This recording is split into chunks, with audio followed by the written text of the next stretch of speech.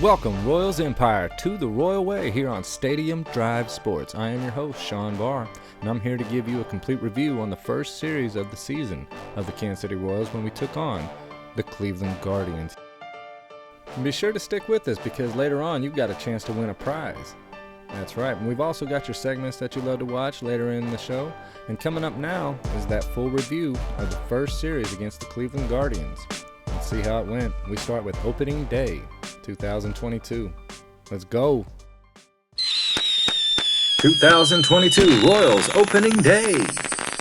Woo! Go Royals! And it opens with the Cleveland Guardians versus the Kansas City Royals. So here we are at Kauffman Stadium, game 1 of 4. Cleveland at Kansas City. 28,459 showed up. Miserable 44-degree Fahrenheit weather. Zach Greinke, our ace, takes the opening day mound and does great. Starts the game off and the season off great, except for the 4th when he gave up a double. Hey, that's just a small blemish and made the score 1-0. Lopez doubled himself to deep left center to score Dozier in the 5th. And in the bottom of the 8th was the key play when Witt Jr. doubled to left and Taylor scored. Also in the bottom of the 8th, Benintendi singled to center to seal the game 3-1 for the Royals, and we get that win. And yes, it feels good to get that good opening day win. Scott Barlow strikes out 3 in 2 innings and seals the deal as the Royals go to 1-0 on the season. Let's take a look at the box score for the game. This one was a pitcher's duel with some good defense. Witt Jr. and Lopez start the season off at 500. Looking good. Zach Greinke went 5.2 innings pitched, 5 hits given up, 1 earned run, and 1 walk, 1 strikeout. Josh Staumont and Jake Brentz did well when their little fell in, and Scott Barlow shuts it out in 2 innings, 3 strikeouts. Game 2 of 4, Cleveland at Kansas City. This one was way much better weather at 63 degrees. 17,103 showed up. And those Royals fans who love a good pitching duel were rewarded with another one, as we took this game into extra innings. Yes, that's right, 0-0 all the way into the 10th. And in the top of the 10th, Bobby Witt Jr. made an awesome play throwing out a runner at home with Salvi. Made a great tag to keep the game going at 0-0 in the 10th. Hunter Dozier's opposite field hit gets Lopez to third, and Adalberto Mondesi becomes the hero and gets that game-winning walk-off hit in the bottom of the 10th to make it a 1-0 score. Go Royals! That's 2 in a row. Cleveland ends with no runs on 5 hits. Kansas City gets 1 run on 6 hits. And that's 2-0. Undefeated, 160 more wins to go. And here's your box score for that game. Game 2. Not too much offense. This was a defensive game and good pitching duel. Benintendi had a great game, 3 hits. He's got a 500 average now. Brad Keller showed up and showed out. 6 innings pitch, only 2 hits given up, 5 Ks and 1 walk. And Amir Garrett, Clark, and Snyder all make their Royals debut. Cole Snyder gets the win. Alright, let's go to game 3 of 4. See if the Kansas City Royals can go to 162-0. It was an even better day with the weather, 75 degrees. The game lasted about 3 hours. 20,165 showed up. Oh my gosh, 6-0 in the first. No! Stop it! 10-0. Oh, we got 2 back. That's good. 12-2. Oh, there goes that 2 we just got. 13-2. Are we doing anything on offense? Do I have anything to say? We're going to need some offense for the Royals. Come on now. Oh, 16. This is looking like a football score now. Yeah, 17-3 football score. We got done in. So yeah, the first pitch was at 1:11 p.m., but I guess about 15 minutes later the game was over, pretty much. Beautiful day though. So sad. Let's take a look at the box score and find out the reasons. Did okay offensively, but nothing to brag about. Witt Jr. had a decent day. Benintendi's keeping his average up. Dozier had a decent day, going 2 for 4. Chris Bubich, that's who we're going to blame it on. There's those numbers. 67.5 ERA. That means in 9 innings on average, he would give up about 67 runs a game. Let's just move on to Game 4, shall we? It was a decent day, 67 degrees Fahrenheit. It was overcast and turned into partly cloudy later in the day. Cleveland gets off to a 2-0 lead in the first. Salvi hit an RBI single to left to score Witt Jr. in the third. The Guardians get a homer in the fourth, but the Royals are able to tie it up. And that's about as close as the Royals are going to get in this game as they let it slip away late in the game. 10-7. They had their chances. But Cleveland's rookie Quan he was great. He was their MVP. And our MVP homered in the ninth to keep his average up. But when all is said and done, Cleveland won 10-7 and the Royals split the series 2-2. Let's take a look at the box score for the game. Andrew Benintendi had a great game, going 3 for 3, raising his average to 538. Nicky Lopez got himself a hit along with Dozier. Bobby Witt Jr. goes 2 for 4. Not bad. When it comes to the pitching, Carlos Hernandez had a so-so game, giving up 6 hits, 4 earned runs, 2 walks, and only 1 strikeout. We got to get our strikeouts up. Dylan Coleman did okay.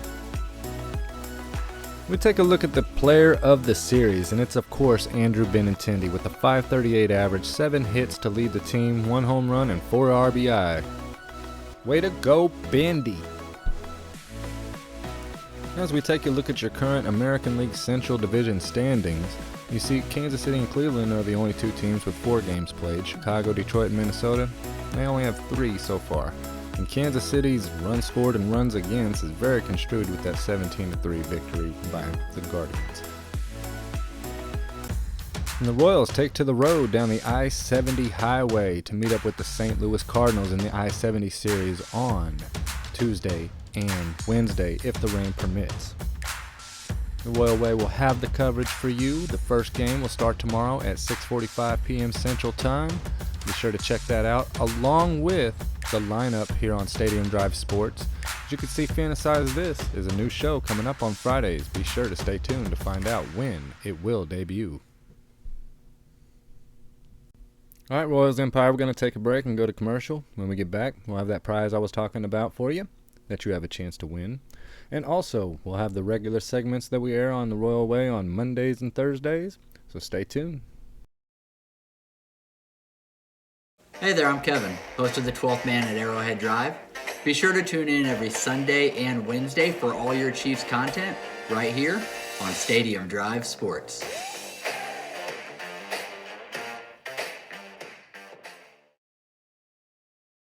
Not too many fans around here to usher around today. I guess I can watch the game alone. Well, I guess I go to the movies and watch the movies alone.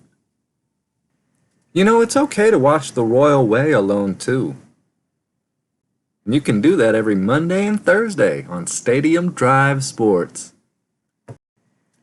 It's now time to announce the Royal Way Viewer Prize of the Week, and it's a Jackie Robinson sweater.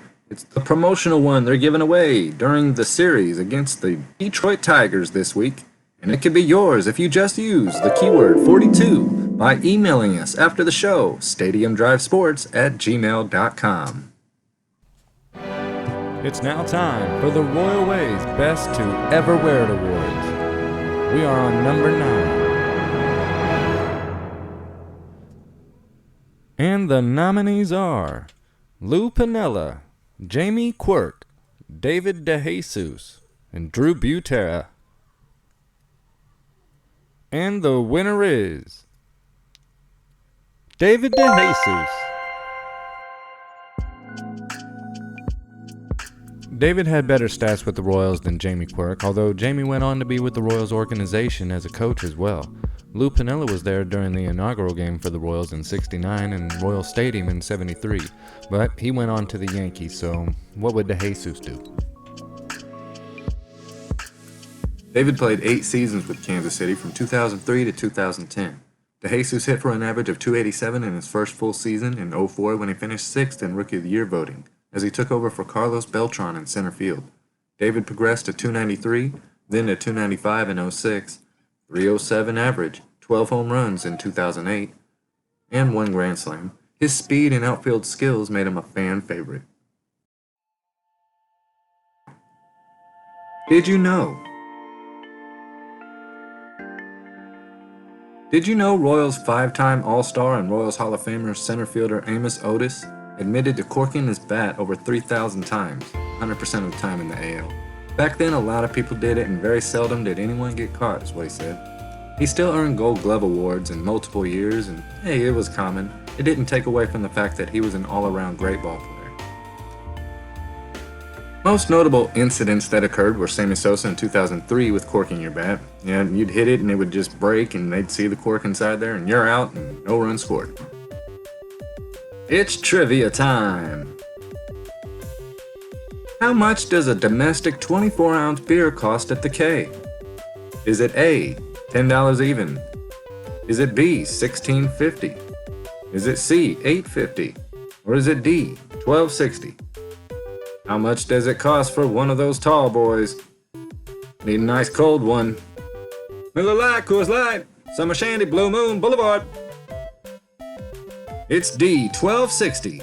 A 24-ounce Miller Lite or Coors Light before tax from a vendor. Electronic payment only. Guess who? After my time at Michigan State, I started in Class A Maryland, then AAA for the Fresno Grizzlies. I helped with the children's literacy program there, even published a couple books. I've been with the Royals for 12 years, been in the limelight for 22 years, but even if I wanted to, there was no possible way for me to be with the LA Angels, Dodgers, or the New York Yankees. They wouldn't even allow me. Well, no, I don't play baseball anymore, but you could tell I love the game. I try to make it to as many Royals games as possible, but sometimes I need a break. I'm glad someone is able to fill in when I'm hot. Yeah, now that I'm over 40, it's nice to have some relief from a KU Jayhawks fan in 2016. It's been hard working my way up to where I am now. I'm enshrined in the Hall of Fame in Whiting, Indiana for what I do. Last year, a bunch of my friends from other teams came to the K to celebrate how long I've been there in Kansas City. Among others, some teams brought some birds and a couple fellers named Dinger and Blooper. I am Slugger! Well, actually, Brad Collins since 2010, and relief Phil Bennett since 2016. And here on the Royal Way, we like to take you through the years with the Kansas City Royals. We are on the year 1978. Last year, the Royals met with the New York Yankees in the ALCS for the second consecutive year. Both times, the Yankees won 3-2 in a best-of-5 series. KC had overcome Oakland for the West. It seemed that the Speedy Royals have a new rival they must defeat in order to play in the 75th World Series this year, the New York Yankees. And as we take a look at the American League AL West in 1978, you can see that the Royals win their second consecutive division title in the West with a 92-70 record, followed by the Angels with an 87-75 record tied with the Rangers. Minnesota Twins had a losing record of 73-89, followed by the White Sox with 71-90 and 69-93 with the Oakland Athletics.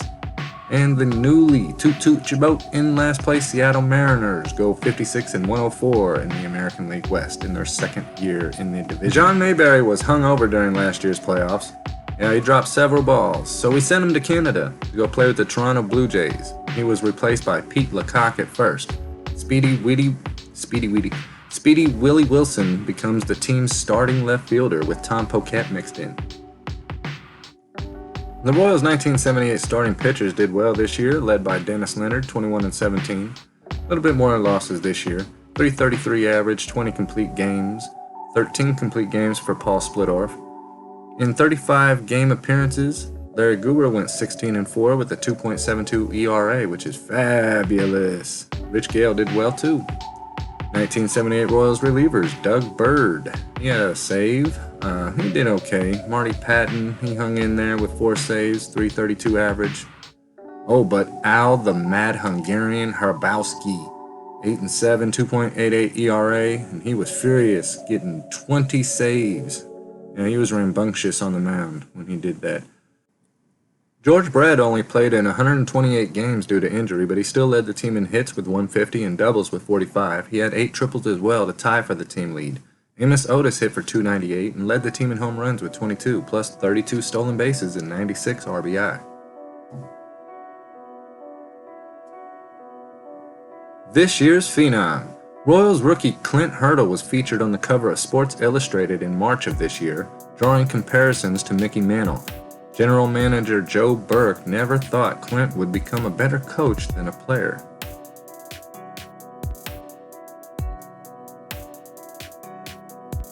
KC started 14-5 in April. They had a losing record in May and June, but went 20-8 in July. Losing record in August, but finished strong in September, going 20-10. The Royals' longest win streak was 10 games. The longest losing streak was only 5 games. They had 7 walk-off wins. The Royals dominated at home with a win-loss record of 56-25. Away games weren't so great, 36-45. The Royals' newfound rivals, the Yankees, overcame a 14-game deficit to the Boston Red Sox to force a Game 163. They played a 1-game playoff for the chance to meet the KC Royals in the American League Championship. And those darn Yankees, they won the East. In 1977, only 4 teams advanced to the playoffs, and the same 4 teams from last year did just that. The postseason starts with the League Championship Series between the Eastern and Western Division winners from each league. In the ALCS, you had the Royals versus the Yankees. In the NLCS, you had the Dodgers versus the Phillies again. And KC lost to the New York Yankees in the ALCS 3-1 in the best-of-5 series. As you can see in Game 1 at Kansas City, that was the key game. They got a 7-1. We fought back in Game 2. When we went to New York, George Brett had 3 home runs in the series, but it wasn't enough. He got to go to the All-Star game along with Freddie Patek, Darryl Porter, and Frank White, and Amos Otis was denied, and we think that it was because the manager of the Yankees was the manager for the AL team.